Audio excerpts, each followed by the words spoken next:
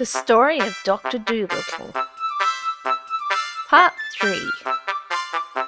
The 7th chapter. The Bridge of Apes. Queen Ermintrude had never in her life seen her husband so terrible as he got that night. He gnashed his teeth with rage. He called everybody a fool. He threw his toothbrush at the palace cat. He ran around in his nightshirt and woke up all his army and sent them into the jungle to catch the doctor. Then he made all his servants go too, his cooks and his gardeners and his barber and Prince Bumpo's tutor. Even the queen, who was tired from dancing in a pair of tight shoes, was packed off to help the soldiers in their search. All this time, the doctor and his animals were running through the forest toward the land of monkeys as fast as they could go. Gub-Gub, with his short legs, soon got tired, and the doctor had to carry him, which made it pretty hard when they had the trunk and the handbag with them as well.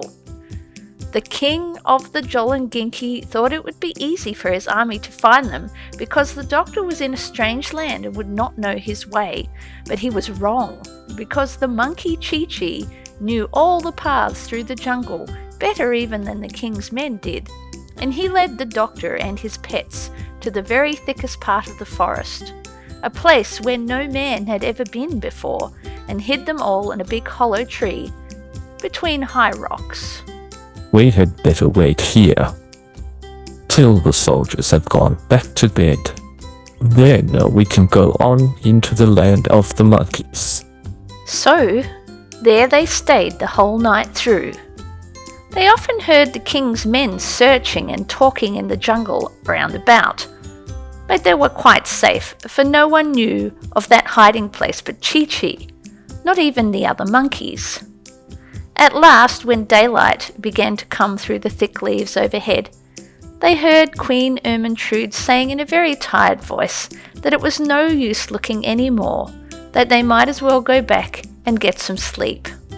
As soon as the soldiers had all gone home, Chi-Chi brought the doctor and his animals out of the hiding place, and they set off for the land of the monkeys. It was a long, long way, and they often got very tired, especially Gub-Gub. But when he cried, they gave him milk out of the coconuts, which he was very fond of. They always had plenty to eat and drink because Chi-Chi and Polynesia knew all the different kinds of fruits and vegetables that grow in the jungle and where to find them, like dates and figs and groundnuts and ginger and yams. They used to make their lemonade out of the juice of wild oranges sweetened with honey, which they got from the bees' nests in hollow trees.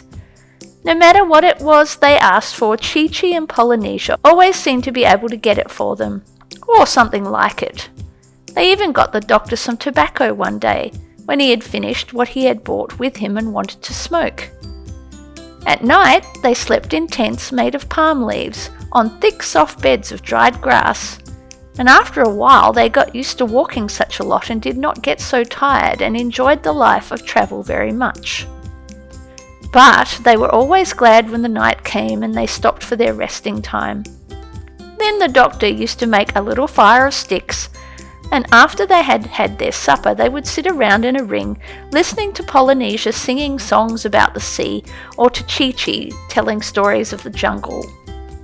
And many of the tales that Chi-Chi told were very interesting, because although the monkeys had no history books of their own before Dr. Dolittle came to write to them, they remember everything that happens by telling stories to their children, and Chi-Chi spoke of many things his grandmother had told him, tales of long, long ago before Noah and the flood, of the days when men dressed in bearskins and lived in holes in the rock and ate their mutton raw, because they did not know what cooking was, having never seen a fire. And he told them of the great mammoths and lizards, as long as a train, that wandered over the mountains in those times, nibbling from the treetops, and often they got so interested listening that when he had finished they found their fire had gone right out, and they had to scurry around to get more sticks and build new ones. Now, when the king's army had gone back and told the king they couldn't find the doctor, the king sent them out again and told them they must stay in the jungle till they caught him. So all this time, while the doctor and the animals were going along toward the land of the monkeys, thinking themselves quite safe, they were still being followed by the king's men. If Chi-Chi had known this, he would most likely have hidden them again, but he didn't know it. One day, Chi-Chi climbed up a high rock and looked over the treetops, and when he came down, he said they were now quite close to the land of the monkeys and would soon be there. And that same evening, sure enough, they saw Chi-Chi's cousin and a lot of other monkeys who had not yet got sick, sitting in the trees by the edge of a swamp, looking and waiting for them. And when they saw the famous doctor really come, these monkeys made a tremendous noise, cheering and waving leaves and swinging out of the branches to greet him. They wanted to carry his bag and his trunk and everything he had, and one of the bigger ones even carried Gub-Gub, who had got tired again. Then 2 of them rushed in front to tell the sick monkeys that the great doctor had come at last. But the king's men, who were still following, had heard the noise of the monkeys cheering, and they at last knew where the doctor was and hastened on to catch him. The big monkey carrying Gub-Gub was coming along behind slowly, and he saw the captain of the army sneaking through the trees, so he hurried after the doctor and he told him to run. Then they all ran harder than they had ever run in their lives, and the king's men, coming after them, began to run too, and the captain ran hardest of all. Then the doctor tripped over his medicine bag and fell down in the mud, and the captain thought he would surely catch him this time. But the captain had very long ears, though his hair was very short, and as he sprang forward to take hold of the doctor, one of his ears caught fast in a tree, and the rest of the army had to stop and help him. By this time, the doctor had picked himself up, and on they went again, running and running, and Chi-Chi shouted, It's all right. We haven't far to go now. But before they could get to the land of the monkeys, they came to a steep cliff with a river flowing below. This was the end of the kingdom of Jolanginki, and the land of the monkeys was on the other side across the river. And Jip, the dog, looked down over the edge of the steep, steep cliff and said, Boy, how are we ever going to get across? Oh dear. The king's men are quite close now. Look at them. I'm afraid we're going to be taken back to prison again.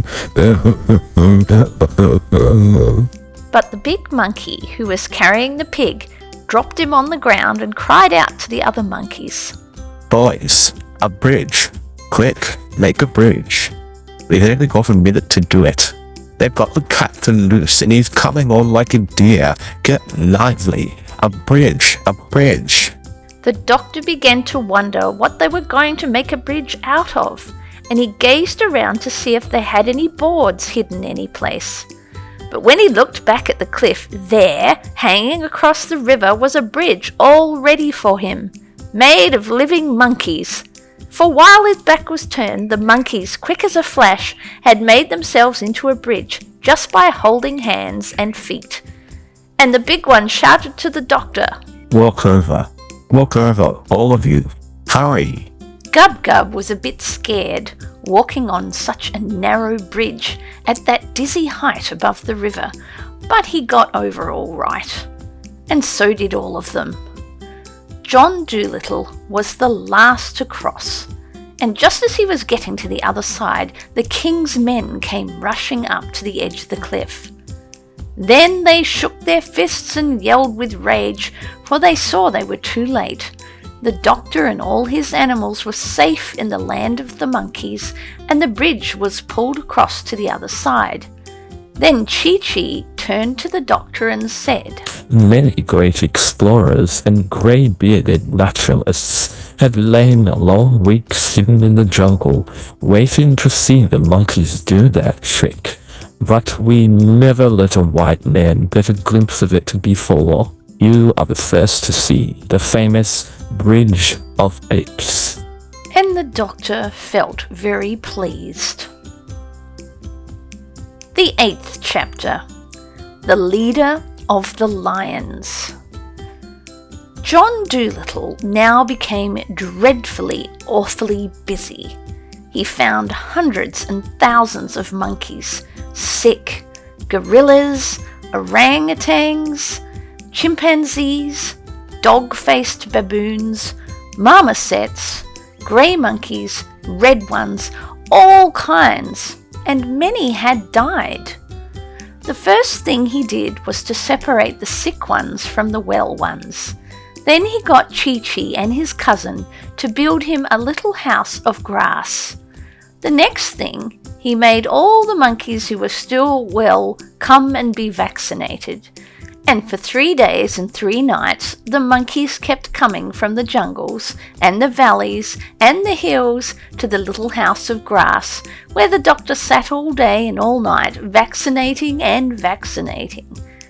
Then he had another house made, a big one with lots of beds in it, and he put all the sick ones in this house.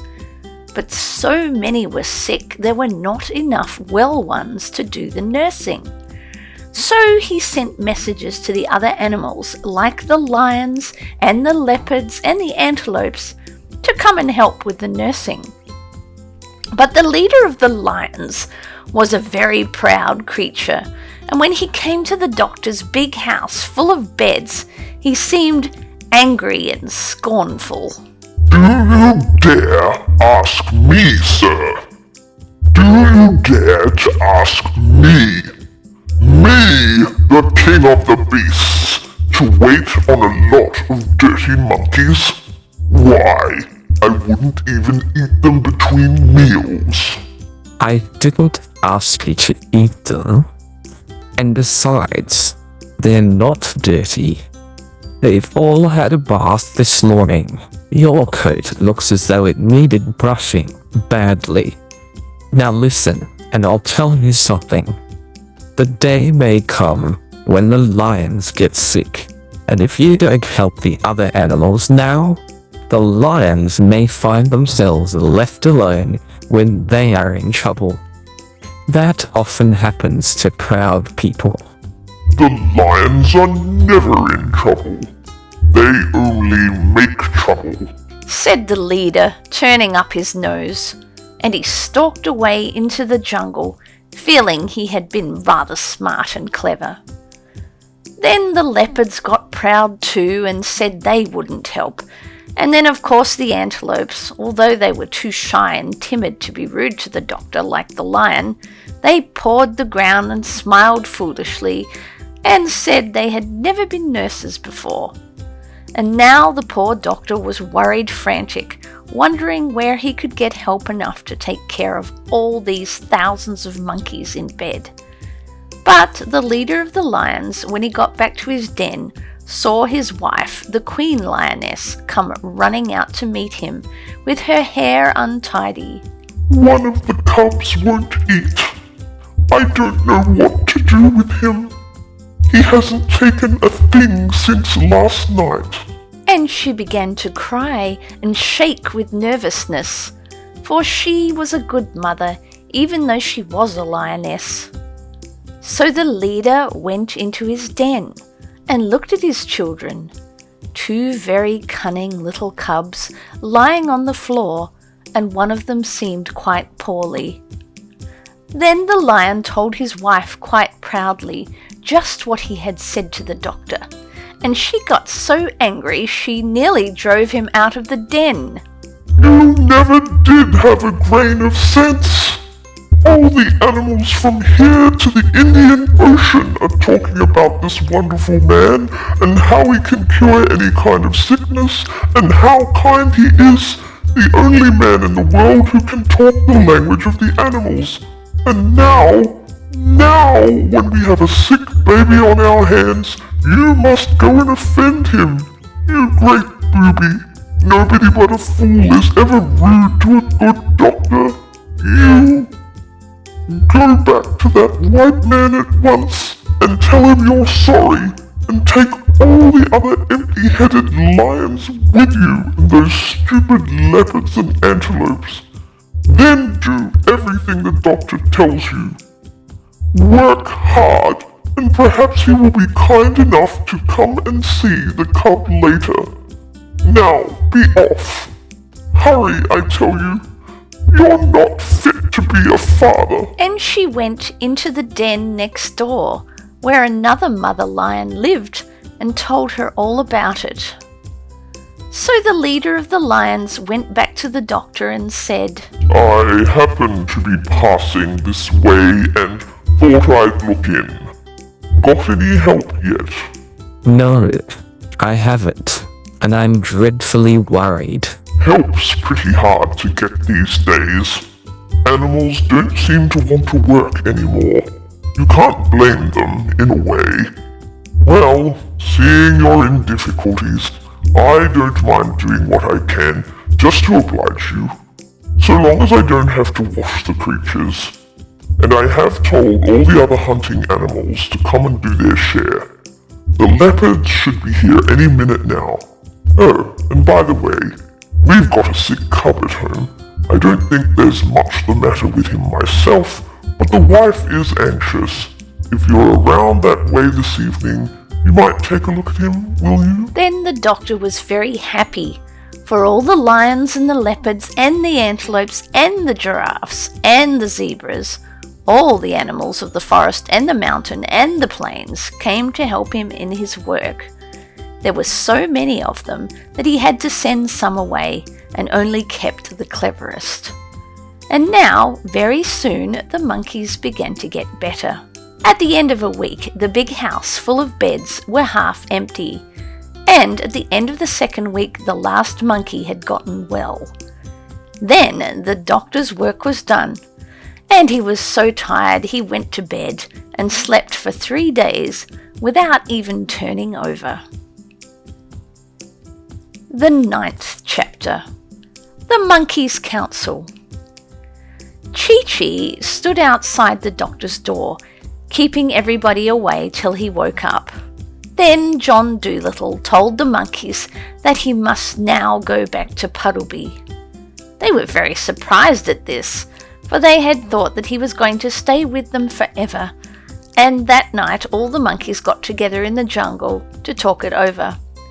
And the chief chimpanzee rose up and said, Why is it the good man is going away? Is he not happy here with us? But none of them could answer him.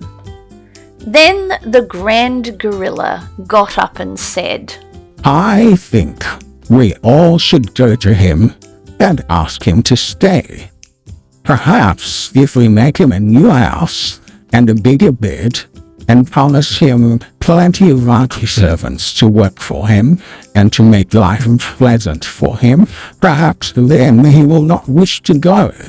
Then Chi-Chi got up and the others whispered, Shh! Look! Chi-Chi, the great traveller, is about to speak. And Chi-Chi said to the other monkeys, My friends, I'm afraid it is useless to ask the doctor to stay. He owes money in Puddleby, and he says he must go back and pay it. And the monkeys asked him, What is money? Then Chi-Chi told them that in the land of the white men, you could get nothing without money, you could do nothing without money, and that it was almost impossible to live without money. And some of them asked, But can you not even eat and drink without paying? But Chi-Chi shook his head, and then he told them that even he, when he was with the organ grinder, had been made to ask the children for money. And the chief chimpanzee turned to the oldest orangutan and said, Cousin, surely these men be strange creatures. Who would wish to live in such a land? My gracious, how paltry. Then Chi-Chi said, When we were coming to you, we had no boat to cross the sea in, and no money to buy food to eat on our journey. So a man lent us some biscuits, and we said we would pay him when we came back, and we borrowed a boat from a sailor, but it was broken on the rocks when we reached the shores of Africa. Now the doctor says he must go back and get the sailor another boat, because the man was poor and his ship was all he had. And the monkeys were all silent for a while, sitting quiet still upon the ground and thinking hard.